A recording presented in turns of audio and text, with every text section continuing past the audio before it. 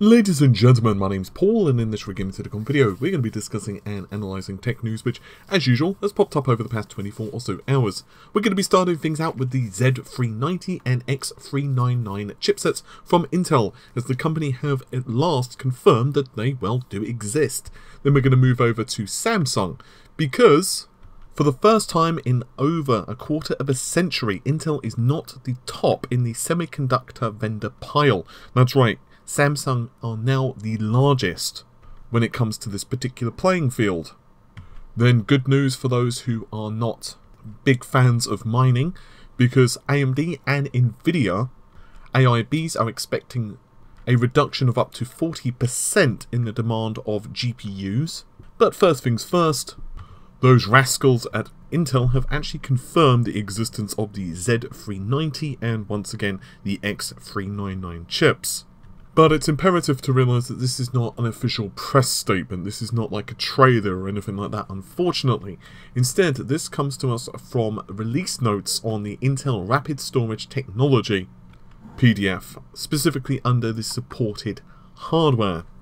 So there's multiple different PCHs listed, and initial Intel RST release chipset name, the Intel 300/240 series, and you can once again see right there CNL/CFL PCH, CNP HEDT, and once again X399 is listed. And a little above that you can see Cannon Point H as well as coffeelake-CFL. And once again, we have the older SKUs that we already knew about, but most importantly, we see the Z390 listed. So this confirms several things. The first thing it confirms, and probably the most obvious, is, well, Intel are not skipping X399. So no, they are not just going to say, you know what, AMD, you got there first with Threadripper. No. They are not doing that at all. So it appears that in terms of naming conventions, they are going to be consistent with their naming conventions, and X399 is indeed going to be a thing. So, the second thing, of course, is that this is in an official release document, at least of sorts. What does this mean? Well, of course, we don't have an exact date, so I can't tell you it's going to be released August 2nd or anything like that, but most likely, since this file is, well, in software, and most likely this is an indicator that's going to be soon, the most likely candidate for us to see a release schedule is, a release date is around Computex. So we're probably going to be at least seeing the hardware debut there, even if we don't see a hard launch. Of course, this is, speculation, but it does make sense, and Intel, I feel, at this point would probably just benefit to actually have the damn thing out. Obviously, with the Ryzen 2000 series processors already being on store shelves and essentially reviews going out and people buying the darn things and saying that they're really amazing and all this stuff, Intel's going to want to counter that. I can't really tell you what we're going to get with the X399. I mean, obviously, I can talk about the Coffee Lake specific improvements, but that's pretty much a given at this point. But in terms of hardware and what they're going to be doing in the core count department and whatever, it's going to be very curious to me, because I don't necessarily think Intel are going to want to go over like 16 to 18 cores, because, well, that's quite a number. And second thing, it would also start to eat into their profit margins for like the higher end, professional level stuff. But perhaps the bigger question for me at any rate is whether we're going to see the release of the 8-core processors and how that is going to impact AMD. To be honest, and I've said this from the beginning, and I maintain it's probably going to be the case no matter what, it really comes down to several factors. One, how expensive the 8-core processor is from Intel.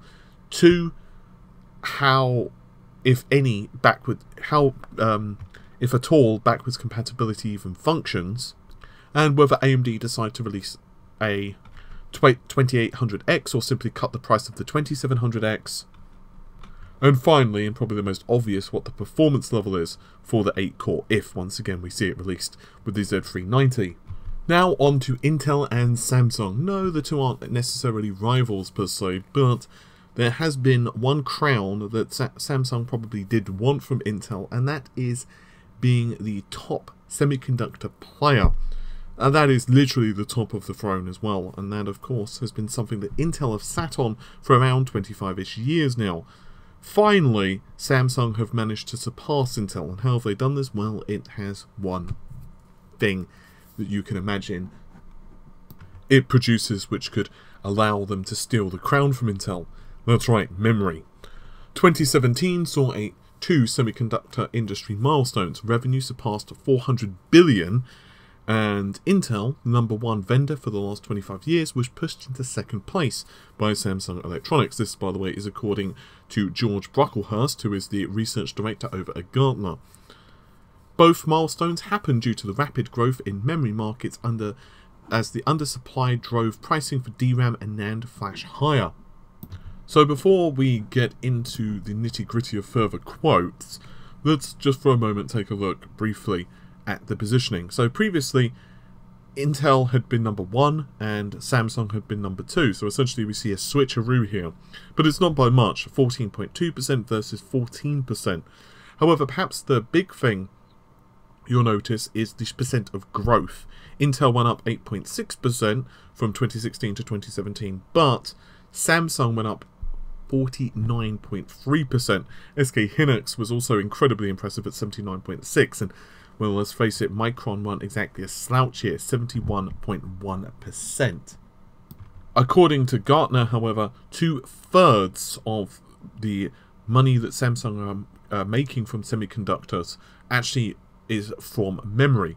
So think about that, 2/3 of their sales is essentially, and growth is essentially from memory sales. Of course, Samsung, SK Hynix, Micron and so on have increased the production speeds of DDR memory and other such memory, but the problem is, well, a couple. One, the demand is just ridiculous at the moment, not just because of, you know, PC hardware and consoles, but pretty much everything uses memory. It's some description, whether it's NAND, whether it's DRAM or whatever. Memory is just imperative for servers, it's imperative for smartphones, it's imperative for tablets, it's imperative for your PC, low power devices, whatever. Memory or some type of memory is usually the thing which has increased in price the most. For example, DDR4 memory kits have literally doubled in price in many cases.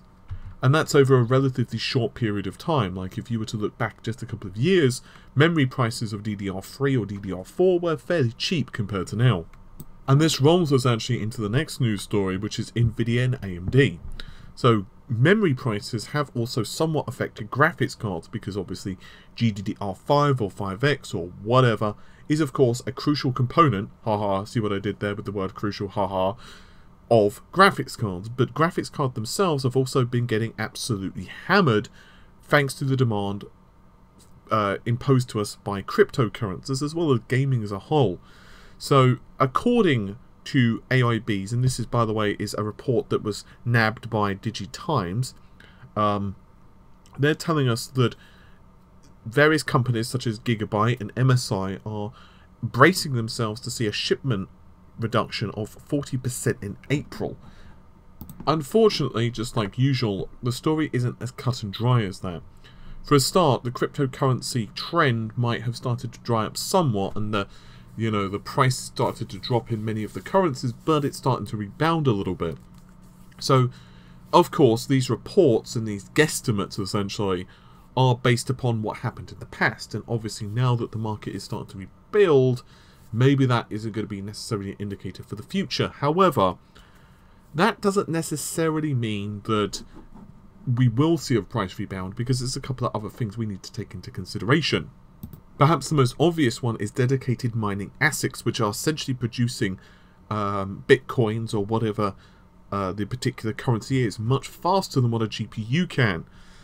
Obviously, if you've made a lot of money in mining and you want to continue to do that at a decent speed, one of the most important things you can do is to have the best hardware possible.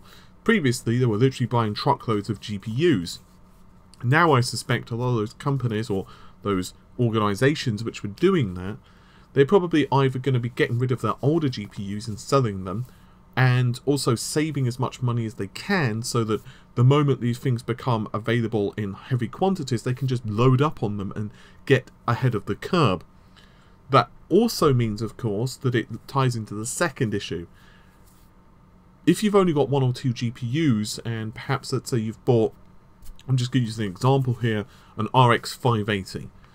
And you are thinking, okay, you know what, my 580 is doing okay, maybe I'm going to get a second 580. You know what, forget it, they're way too expensive, I'm not going to do that just for mining, screw it. I'm just going to keep with what I've got. And that ultimately is kind of the problem from the perspective of AIBs. I mean, let's just be honest, Gigabyte, for example, hit a record number of graphics cards shipped in 2017. It hit 4.5 million, which was up around 1 million a year prior. And the other thing, of course, is that if you're mining, that whether it's Ethereum or Bitcoin or whatever, and your whole purpose is to make as much money as possible, particularly if you're in a country or an area with cheap electricity, the bottom line is you don't necessarily mind if you're paying 2 or 3 times the MSRP, because essentially you're going to make that money back over a period of time. If you're a gamer, however, that's completely different. You're not necessarily willing to spend and cough up that much more money. Sure, it does sound tempting to play at 1440p at higher frame rates, but you know what? You're not willing to spend like $1,000 on a card which really should be only $599. With all of that said, hopefully you've enjoyed the video. I'll see you soon. Take care. Bye for now.